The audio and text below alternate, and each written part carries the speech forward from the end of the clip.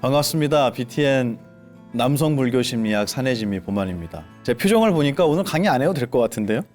표정이 너무 맑으셔서 이대로 사시면 될 것 같아요.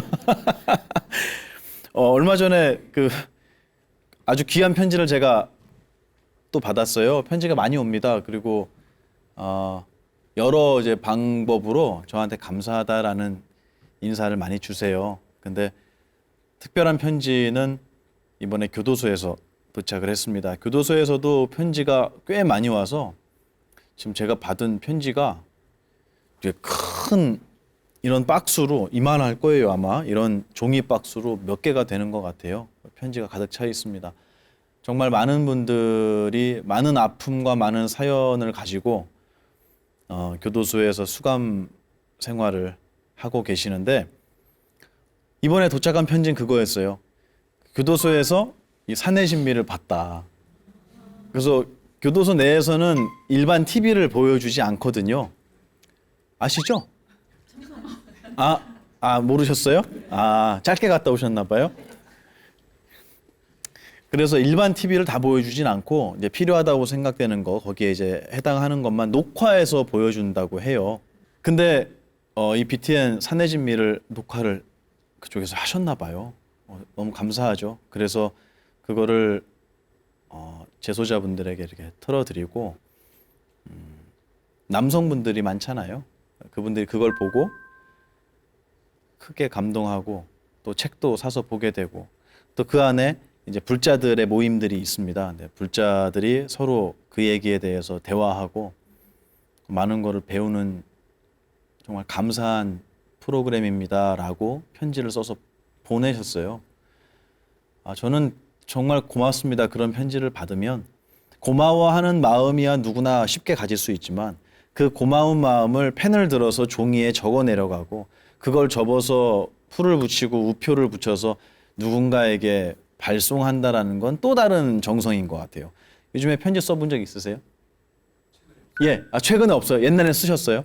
언제요? 몇 년 된 것 같습니다. 몇 년? 누구한테 쓰셨어요? 친구한테. 거짓말 하려니까 힘들어요. 저렇게 힘들어. 고맙습니다. 여러분 한번 그 문화 정말 좋아요. 꼭 한번 해보셨으면 좋겠는 게 이건 제 경험인데요. 여러분 편지 누군가한테 받아보신 적이 있으세요? 있죠. 편지가 아니더라도 그냥 뭐 이렇게 메모지에다 짧게 적은 문구라도 받아본 적은 있으실 것 같아요. 없으면은 뭐 주처 위반 딱지 같은 거 생각하시면 돼요. 여러분 자주 받으시는 거. 이 편지를 누군가한테 받으면 편지의 내용을 읽잖아요. 저는 그거를 발견했어요. 제가 아는 분이 저에게 편지를 줬을 때 그 편지의 내용을 읽으면서 그분의 목소리로 읽는다는 걸 발견했어요. 제가 그거 읽을 때 그분 목소리가 들려요. 한번 해보세요. 해보는 게 아니라 받아봐야지. 주변에 서로에게 편지를 한번 써보세요. 그리고 이 편지는 제가 앞에서 계속 강의하면서 이 말에 대한 이야기를 했잖아요. 근데 이 말보다 어떤 면에서는 훨씬 강력한 게 글이 될 때가 있어요. 그리고 말은 금방 사라져버리는데 글은 또 읽고 또 읽을 수 있고요. 또 반대로 글을 쓰는 사람은 말과 다르게 2번, 3번, 4번 생각을 하고 글을 쓰게 되거든요. 그래서 이 무게를 보면 저는 이 글이 훨씬 무겁다라는 생각이 들어요. 그래서 오늘 뭐 주제하고도 연관이 되겠지만 가까운 사람일수록 우리는 말에 집중을 하지 글에 집중하는 적은 별로 없는 것 같아요. 근데 이거는 모르는 사람한테만 보낼 게 아니고요.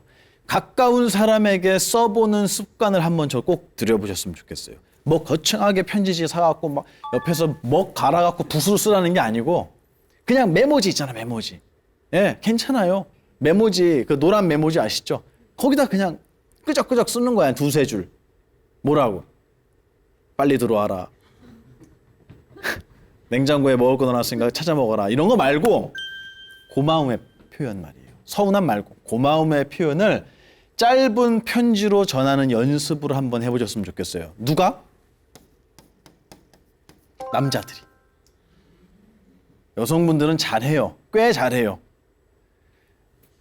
참 솔직히 멋이 없어요. 제가 왜 이 얘기를 하냐면 편지하고 남자 이렇게 쓰니까 또 옛날 생각이 났는데 오늘 강의하고 상관이 없는데 이건. 제가 아는 분이 한의대 교수님이세요. 얘기하면 여러분 알만한 분은 아실 거예요. 한의대 교수님이 계시고 그 한의대 교수님의 지금 아내분이 계신데 그분도 한의사예요. 근데 이분들이 CC였대요. 대학 때 만나서 사귀어서 결혼까지 하신 거예요. 참 착하고 귀한 부부예요. 두 분 다 불자예요. 근데 이 아내분이 이제 옛날엔 아내가 이제 여자친구였죠. 여자친구가 미래 남편에게 이 편지를 써서 대학 때 줬대요. 연애 편지잖아요. 근데 그 내용이 뭐냐면 나는 당신이 이래서 좋고 저래서 좋고 막 이런 얘기를 거의 고백을 하다시피 해서 편지를 썼대요. 이 얘기를 이분한테 제가 들은 거예요. 그래서 편지를 길게 써서 얼마나 정성 들여 썼겠어요. 길게 써서 이분한테 드렸는데 며칠 뒤에 이분이 편지를 주더래요. 그래서 답장이겠거니 생각했는데 그게 아니라 이분이 보낸 그 편지를 도로 주더라는 거예요. 그래서 뭔가 나 거절당했나? 라는 생각으로 편지를 다시 펼쳐봤는데 맞춤법 교정을 해갖고 보냈대요. 이거 너무하지 않습니까? 솔직히 이거는. 아니 누가 연애 편지에 맞춤법 교정을 해갖고 도로 줘요. 그 되게 자존심 상할 수 있잖아요. 그죠? 그것도 빨간 펜으로 했대요, 또. 최악의 남자다라고 저는 얘기를 하려고 그랬거든요. 근데 이 아내분이 그것도 좋았다라고 얘기를 하시는 거예요. 야, 이래서 악연은 이어지는 것이구나. 전생의 악연이. 그리고 제가 농담을 한 기억이 있습니다. 편지를 받으면 어떻게 될까요? 답장을 써주는 게 좋아요. 말로 그때 보낸 편지 정말 잘 봤어요. 고마워요. 하는 것도 물론 묵묵부답보다 낫고 교정보다는 낫습니다. 여러분. 제가 막 비난했어요. 거기는 남편한테. 그랬더니 뭐라 그러냐면 직업병이래요. 자기.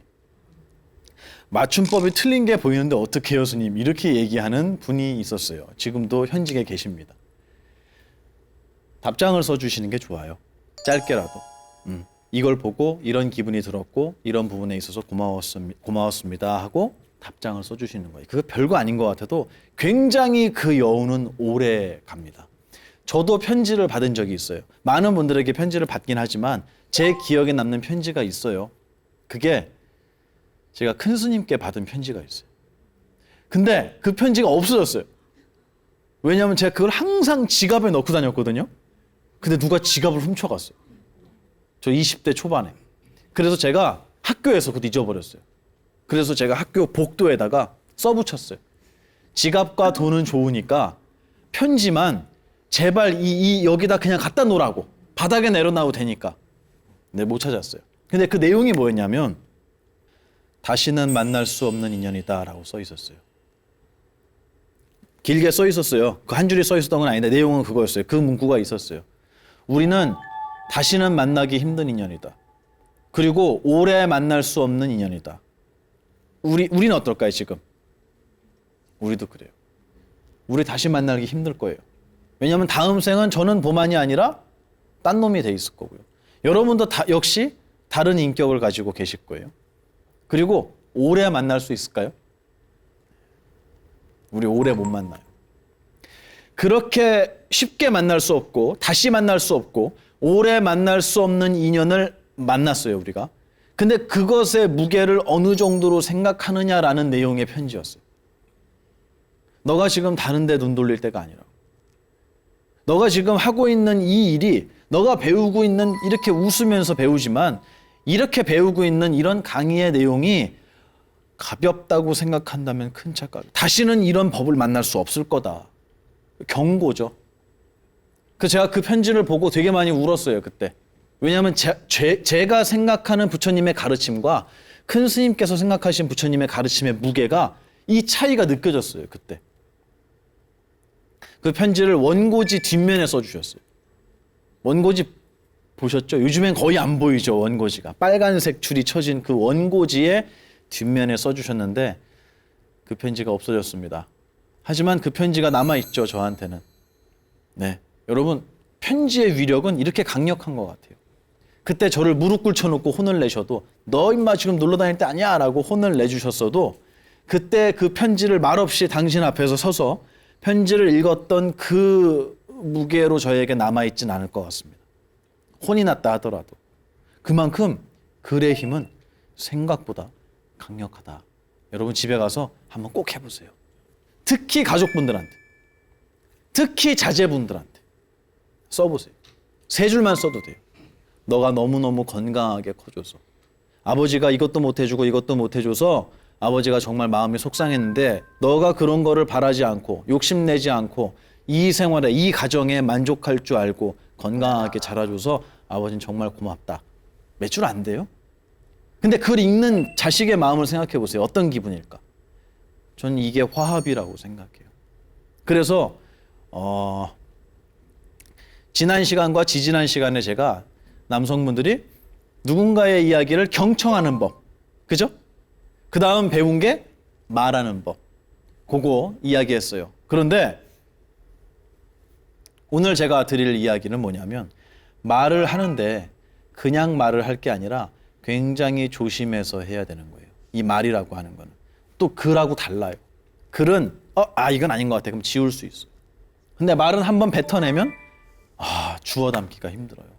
그래서 이 구업, 부처님께서 우리의 행위, 업이라고 하는 것은 몇 종류가 있다 그러셨죠? 3종류가 있는데 이 3종류 중에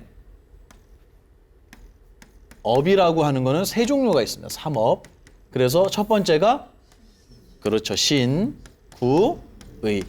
요거는 몸으로 짓는 행위, 요거는 입으로 짓는 행위, 그리고 요거는 뜻으로 짓는 행위가 있다고 했는데 부처님께서는 제일 무거운 게 뭐라고 하셨을까요? 네? 립싱크 하지 마시고 정확하게 얘기해 주세요. 1번, 2번, 3번. 3번 맞습니다. 3번. 네. 이 의업을 가장 중요하게 말씀하셨어요. 이것이 가장 중요하다. 그런데 제가 아까 교도소에서 편지 왔다 그랬잖아요. 부처님 당시에 이 외도의 제자가 부처님을 찾아와서 여쭈어요. 부처님, 안녕하세요. 저는 이런 스승님 밑에서 이렇게 배우고 있는 누구입니다. 부처님께서 물어보세요. 너는 그 스승님에게 뭘 배우느냐? 벌써 여러분 느끼셔야 돼요.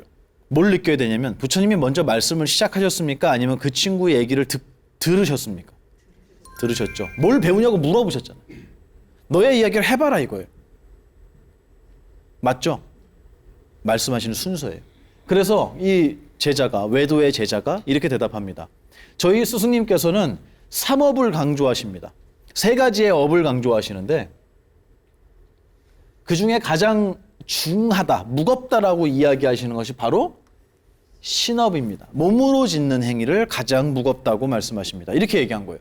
그랬더니 부처님께서 그러면 그 신업을 올바로 행하지 못했을 때 어떻게 하시느냐 스승님께서 라고 물어보니까 신업을 올바로 행하지 못했을 때는 처벌을 합니다. 벌을 줍니다 라고 얘기했대요.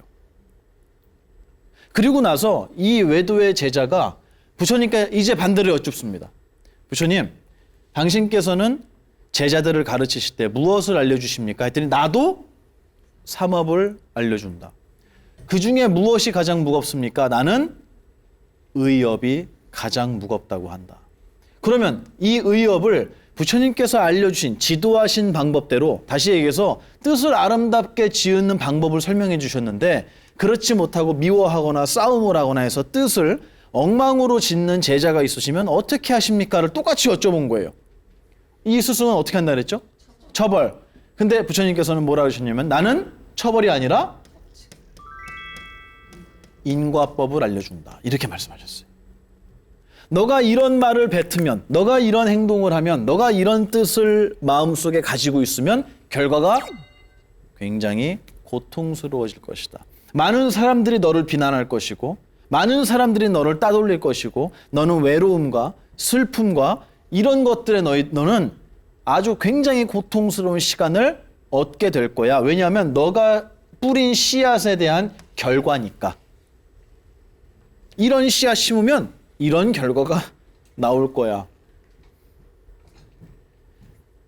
여러분, 처벌이 무섭습니까? 인과법이 무섭습니까? 왜요? 왜 이게 더 무서워요? 아, 그래요. 저것도 맞는 말이에요. 뭐라 그러셨냐면 언제 과보가 올지 모르니까. 맞아요. 요거는요, 안 걸리면 돼요. 불법 주차했다가 안 걸리고 도망가면 처벌 안 받아요. 맞죠? 이거는요, 피할 수가 없어요. 무시무시한 거예요.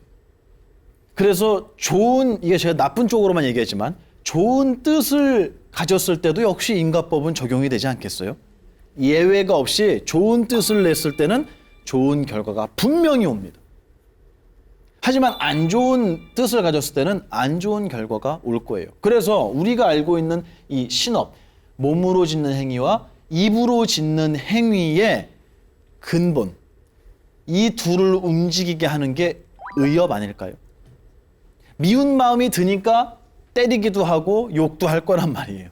이게 사실은 근원이에요. 그런데 오늘날의 사법 체계를 보자고요. 1번, 2번, 3번 중에 어느 게 제일 무겁죠? 1번. 신업이 제일 무겁습니다. 오늘날의 사법 체계예요. 제가 그랬죠. 이렇게 해도 안 걸리면 처벌 안 받는다. 대한민국은 안 그런가요? 똑같아요. 그리고 이걸 잘못했을 때는 인과법을 설명 듣는 게 아니라 판사에게 처벌을 받아요. 그리고 어디로 갑니까? 벌금을 내든지 아니면 수감이 된다면은 수감시설로 가죠. 그죠?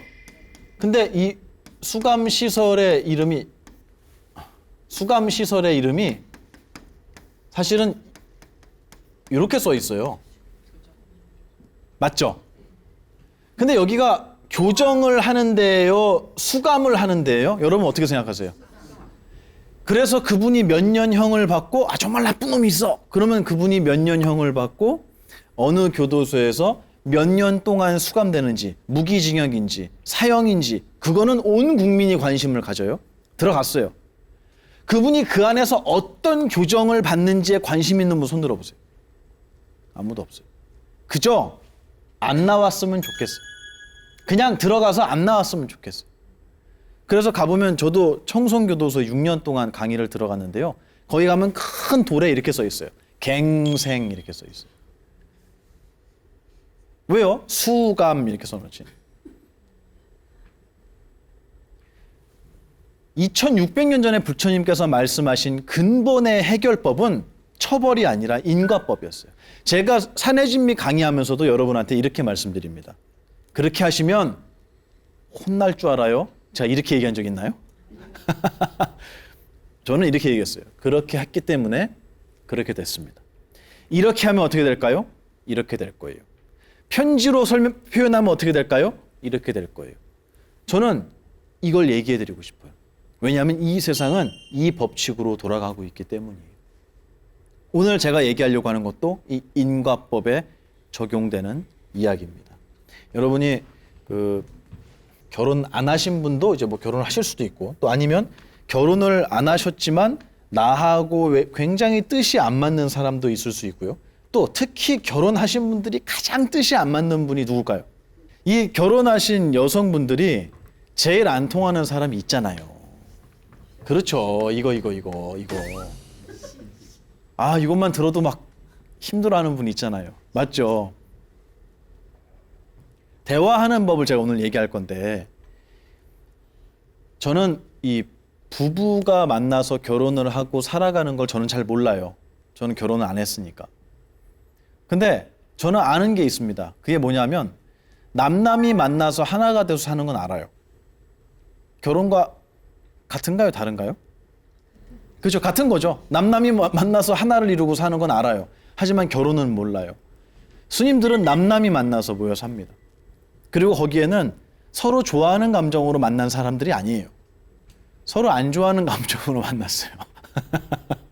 스님들은 생판 모르는 사람이 피 한 방울 안 섞인 사람들이 모여서 한 집안을 이룹니다.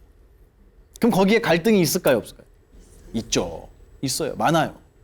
엄청 많아요. 근데 스님들이 소송 걸고 싸울까요, 서로? 아니죠. 재산 갖고 싸울까요? 아니죠. 스님들은 그렇게 싸우지 않는 것 같아요.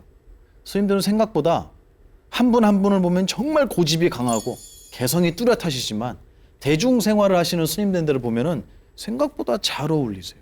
화합을 잘해요. 왜 그럴까? 왜 그럴까?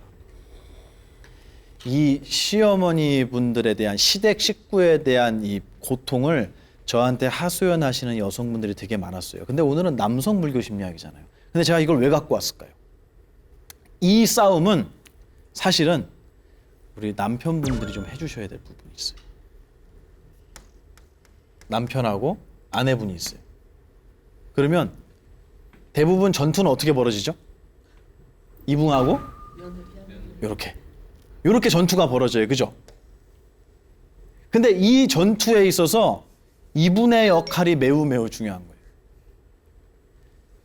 제가 이걸 어떻게 알게 되냐면요.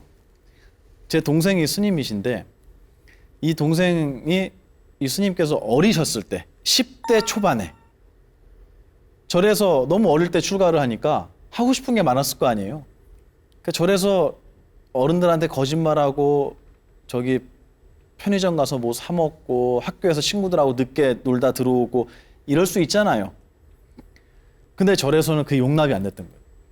그래서 큰 스님께서 불러다가 엄청 혼을 내신 거예요. 근데 여러분 생각해 보세요. 제 친동생이에요. 근데 어른 스님한테 혼나고 스님들을 불편하게 했어요. 문제거리가 됐어요. 그럼 저에게 책임감이 느껴질까요? 안 느껴질까요? 느껴지죠. 이게 악연이에요. 이래서 혈연은 악연이라 그러나 봐요. 그래서 제가 그 혼나고 이 하고 울면서 방에서 나오는데 제가 또 때렸어요. 궁뎅이를. 혼냈어요. 또. 근데 그걸 보고 저희 큰 스님께서 저를 부르시는 거예요. 너 오라고. 예. 이렇게 말씀하시더라고요. 야, 봄하나. 내가 혼내면 너는 안아줘야지. 이렇게 말씀하셔요. 저 그 충격이었어요. 그 말이. 제 마음속에는 옳고 그름만 있었어요. 바보 멍청이였어요. 제 눈을 피하는 거사님들은 어떠십니까 지금? 아내분이 이분한테 말이든 모르든 얻어맞고 들어온 거예요. 그럼 어떻게 해야 돼요? 그렇죠. 대답 여자들만 하잖아. 이거 봐. 대답을. 안아줘야 되는 거예요. 근데 이분이 이렇게 하고 와서 이 시어머니에 대해서 안 좋은 얘기를 할 수가 있어요.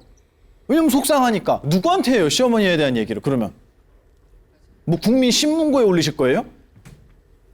얘기할 사람이 없잖아요. 당연히 이분한테 얘기하는 거예요. 그럼 이분은 뭐라고 하는 줄 아세요? 너가 잘했으면 그랬겠어? 절대 해서는 안 되는 게 이분 편을 드는 겁니다. 아무리 이분이 잘못했어도 남편이 어디 서 있어야 되냐면 여기 서 계셔야 돼요. 여기. 무슨 뜻인지 아시겠죠?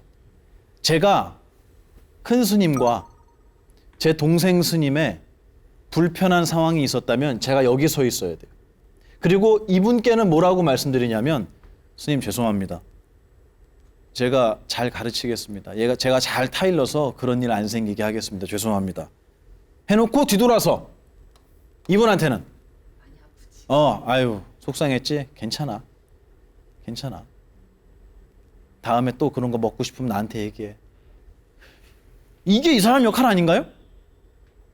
저는 그거를 결혼을 안 했는데 큰 스님한테 배웠어요. 내가 때리면 너는 안아줘야지. 내가 안아주면 너는 혼내야지. 이렇게 역할 분담이 안 돼서 궁짝이 안 맞아서 교육이 되겠냐 그러시는 거예요. 한 번도 생각해보지 못한 얘기였어요. 여러분 주변에 있는 분들이 이런 경우가 굉장히 많습니다. 제가 뭐 농담 반 제가 시어머니 얘기를 꺼냈지만 우리 며느리 분들은 이게 농담이 아니잖아요. 무지무지하게 힘들고요. 그리고 아까 그 교정하신 그 분 있잖아요. 그분도 그렇지만 아무리 내가 결혼해서 노력을 한다고 하더라도 이렇게 결혼해서 사는 거는 여성분들 입장에서는 이분 때문에 사는 거 아니에요? 맞죠? 아이고. 이분 말고는요, 이분의 동생 필요 없어요. 이분의 여동생 필요 없어요. 더 미워. 이분의 친구들 다 필요 없어요. 이분의 부모는요? 필요 없어요. 이 X친 분들을 보고 연애 편지를 보낸 게 아니란 말이에요. 오직 한 사람 보고 오직 한 사람을 사랑했던 거예요. 이 사람을. 근데 결혼해서 보니까 내가 해야 될 일이, 내가 사랑을 드려야 될 사람이 이분이 아니라 너무 많은 거예요. 결혼하겠습니까? 이래갖고? 이게 행복하겠습니까? 이거? 근데 참 신기한 게 저는 효를 강요하는 문화를 참 많이 느껴요. 아까 그랬죠, 제가. 신구의 삼업을 괜히 쓴 게 아니고요. 신, 몸으로 하는 행위. 그 다음에 입으로 나오는 말은 무엇이 있어야 된다는 거예요, 제가. 의업이 있어야 된다 그랬죠. 마음이 뭔가 동해야 말로도 나오고 행동으로도 나오는 거예요. 근데 평생 단 한 번도 만난 적이 없는 할머니예요. 한 번도 못 만났어요, 평생. 근데 이분이 뭐라고 하냐면 이분한테 효도를 하래요. 무엇으로? 신업과 구업으로 효도를 지으래요. 되겠습니까, 여러분? 안 돼요. 이게 된다고 생각하면 정말 큰 착각이에요. 안 돼요.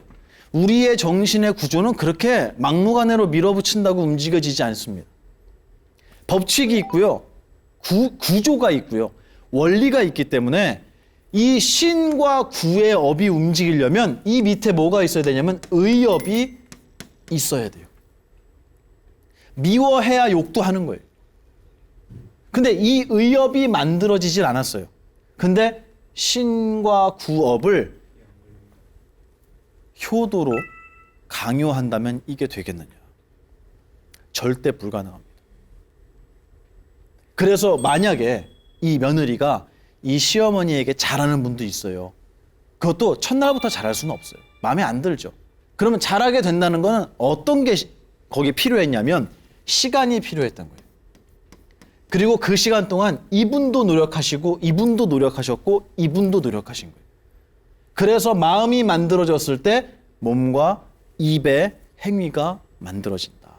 맞습니까? 네. 이거를 다 생략해버리고 며느리니까 해, 아들이니까 해, 있을 수 없는 일이에요. 그건 정말 폭력이에요, 제가 볼 때. 그리고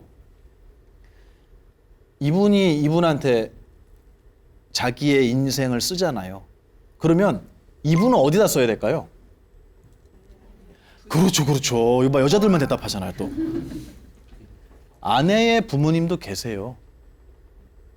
그러면 이분은 거기다 해야 되잖아요. 근데 안 해. 안 하는 게 당연한가 봐요. 안 해요. 하셔야 돼요. 그 장모님께 편지를 써보세요. 자랑할걸요? 아닌가요? 자랑할걸요?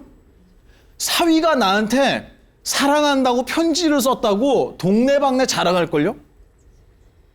글의 위력은 그렇습니다. 별거 아닌 것 같지만 엄청난 힘을 가지고 있어요. 여러분이 이런, 제가 이거는 예를 든 거지만 이런 수많은 인연들을 가지고 있는데 그때 여러분이 그 사람에게 어떤 행동을 하는 이 몸으로 하는 행동, 입으로 하는 행동은 의업이 없으면 이루어질 수 없다. 그러면 이렇게 해봐야지라고 노력하는 게 아니라 여러분에게 무엇이 필요하냐면 저는 항상 얘기하지만 진심이 필요하다라고 말씀드립니다. 요즘에 유튜브 보면 이런 말이 있어요. 이렇게 하면 뭐 3분 만에 그 사람이 매달린다 뭐 이런 거 있어요. 그런 건 눌러보지도 마세요. 왜냐하면 그거는 다 방법을 이야기하는 겁니다. 이렇게 하면 이거예요. 누군가를 대할 때 방법을 이야기하는 거예요. 근데 이거는 임시 방편이고요. 상황에 따라 다릅니다. 우리가 여기서 공부하는 거는 부처님께서 제자들에게 알려주신 거는 방법을 알려주신 게 아니라 진심을 전하신 거 아닌가라는 생각은 전 해요. 여러분이 가정에서든 친구들이든 회사에서든 우리 남성분들이 내가 어떻게 해야 저 사람들의 마음을 움직일까라는 이 방법에 대한 공부를 되게 많이 하세요. 책도 많이 사서 보세요. 근데 저는 이 방법을 뛰어넘는 것이 뭐라고요? 진심. 전 그렇게 생각해요. 가정에서도 여러분의 결혼하신 분이 아내분과 시어머니의 이런 갈등이 생겼을 때는 남성분들이 얼른 이 자리로 오셔야 돼요. 그래서 내가 시켰다 그래. 어머님한테 내가 시켜서 그렇게 했다고 하세요. 욕을 남자들이 해줘야 돼요. 그러면 어머니가 아들 욕 하나요? 안 해요. 안 해. 우리 아들은 그럴 일이 없대요.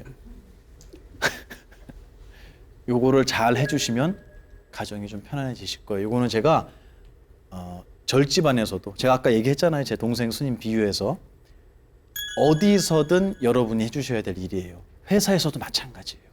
회사에서도 아랫사람이 나보다 상대적으로 약자인 직원이 누군가한테 혼나면 여러분 여기 서 주셔야 돼요. 저도 이런 기억이 있어요. 옛날에 동국대 다닐 때 지금 있나 없나 모르겠어요. 거기에 교내 서점이 있었어요. 근데 그 서점에 제가 아르바이트를 했었습니다. 잠깐. 근데 아르바이트생은 이제 시간별로 이렇게 스케줄이 짜지잖아요. 제 앞에서 아르바이트를 하던 후배 여학생이 있었어요. 근데 이 친구가 동네에 사는 집이 방배동이에요. 아직도 기억나네. 이 동네예요. 근데 얼른 아르바이트를 끝내고 마감을 하고 인수인계를 하고 가야 되는데 뭐 다 잘했어요. 제가 다 받았어요. 매번 받는 거니까 잘 받았어요. 근데 뭘 안 했냐면 쓰레기통을 안 비운 거예요. 정말 별거 아니에요. 돈에 대한 게 아니라 쓰레기통을 안 비우고 간 거예요. 근데 거기 관리를 어떤 비구니 스님이 하셨어요. 무시무시하죠. 비구니 스님들. 얼마나 철두철미하고 자기 자신의 또 주변에 정말 이 원칙대로 하시는 스님들 되게 많으세요. 이 비구니 스님이 제가 딱 인수인계를 맡고 있는데 들어오셨어요. 그래서 스님 오셨습니까? 그러고 인사를 드리니까 뭐 인수인계 받은 거 얘기를 하시다 쓰레기통을 보신 거예요. 그러니까 이거 내가 비우라고 얘기를 했는데 라고 시작을 딱 하시는 거예요. 그때 제가 어떻게 해야 될까요? 스님 그거 제가 버린 거예요. 제가 오늘 쓰레기 있어서 들고 와서 오자마자 제가 버렸어요. 그럼 이따 제가 비우고 가겠습니다. 그래? 그러고 이제 가셨어요. 그리고 나서 며칠 뒤에 제 앞에 있던 그 아르바이트 하는 그 후배가 저를 보더니 진짜 거의 무릎을 꿇고 고맙다고 얘기를 하는 거예요.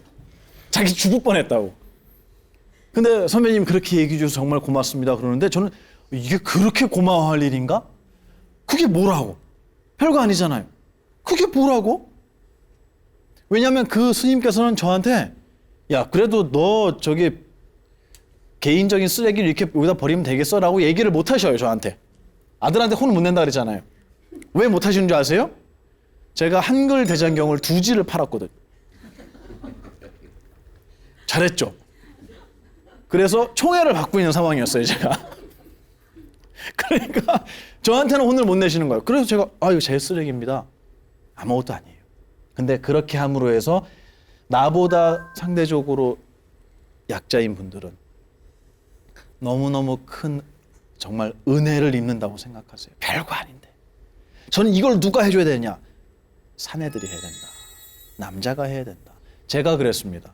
제가 시켰습니다. 제가 대신하겠습니다. 제가 책임지겠습니다. 이거를 가정에서 특히 누구한테? 제발 좀 해주세요. 정말 많은 일들을 하고 계시잖아요. 그 정도는 해줄 수 있잖아요. 우리 남자들이. 남자분들 힘든 거 알아요. 너무너무 힘들지만 이거 그렇게 대단히 많은 노력이 필요하진 않습니다. 이 자리에 서는 거. 한번 꼭 해보시면 좋겠어요. 경전에서 부처님의 가르침 중에서 또 처음 보는 걸 찾아왔어요. 그 비유는 법구 비유경이라는 곳에 등장을 하는데요.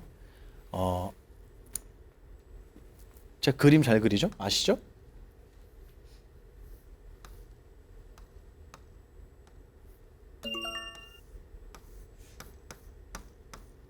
이거 뭐예요? 누가 봐도 소죠? 젖소예요? 한우예요? 그렇죠. 누가 봐도 한우잖아요. 어떤 사람이 소를 키우는데 이 소가 얼마 전에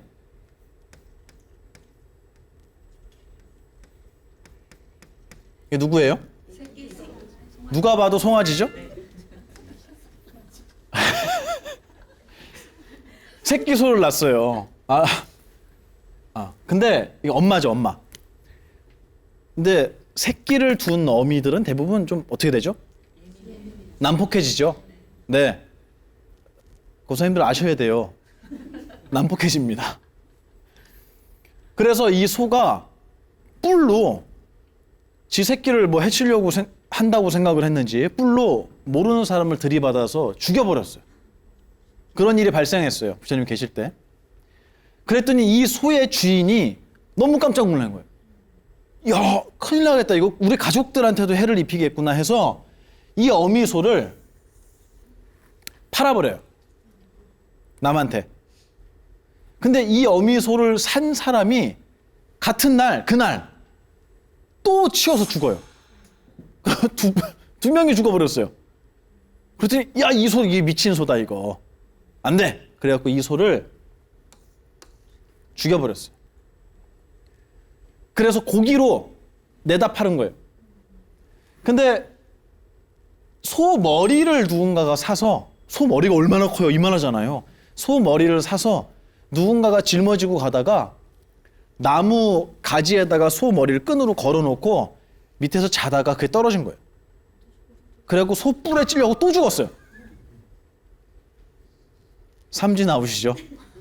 하루에 3명을 죽인 소가 있었던 거예요. 죽은 다음에도 하나를 또 죽인 거예요. 이 너무 기이한 일이 생기니까 이 얘기를 그 나라의 왕이 부처님께 가서 여쭙습니다. 부처님, 이런 일도 있어요? 이건 무슨 뜻입니까? 또 이거 뭔가 나라에 문제 생기려고 하는 거 아닐까요? 라고 여쭙습니다.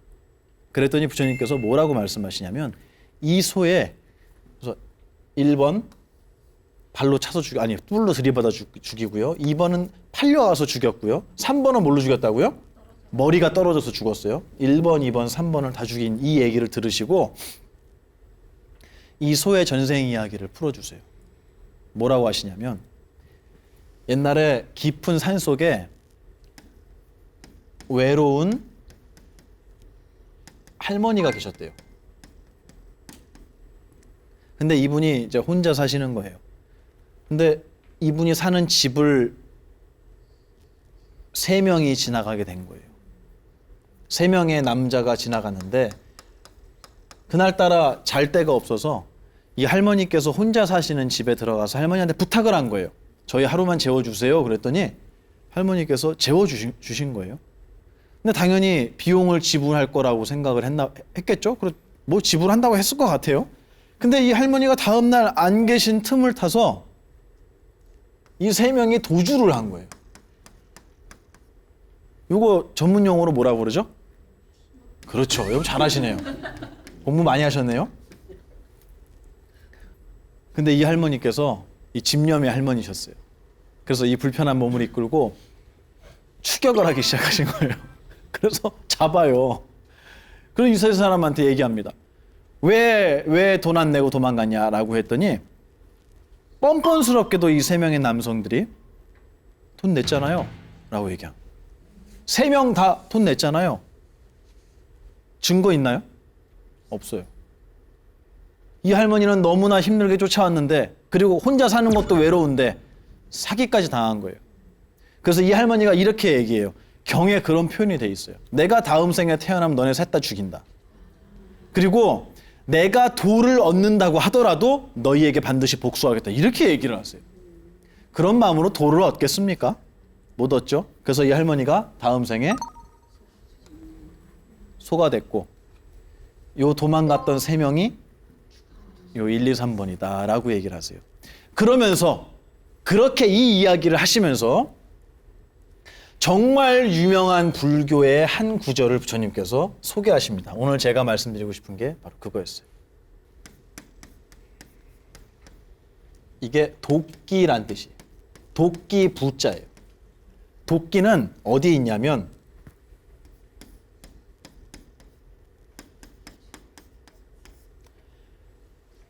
제자예요. 있을 제. 입구예요. 요건 아시죠? 네. 도끼가 있는데 어디 있다고요? 입 안에. 들어보셨죠? 네. 불교에서 아주 유명한 구절이에요. 자기 자신을 찍는 도끼는 입 안에 있다라고 말씀하세요. 이 세 명이 언제요? 저 돈 드렸는데요. 결국 어떻게 됐죠? 너무 비참하게 가버렸어요. 그리고 이분들만 해코지를 당한 게 아니라 이 할머니는 어떻게 된 거예요? 소가 됐잖아요. 왜냐하면 악한 마음을 먹었어요. 반드시 복수하겠다. 이거는 아름다운 수행자의 마음은 아닙니다. 그래서 당한 사람도 이 나쁜 짓을 했던 사람도 둘 다 어떻게 됐어요? 그렇죠. 둘 다 고통스러워진 거예요. 무엇의 과보라고요?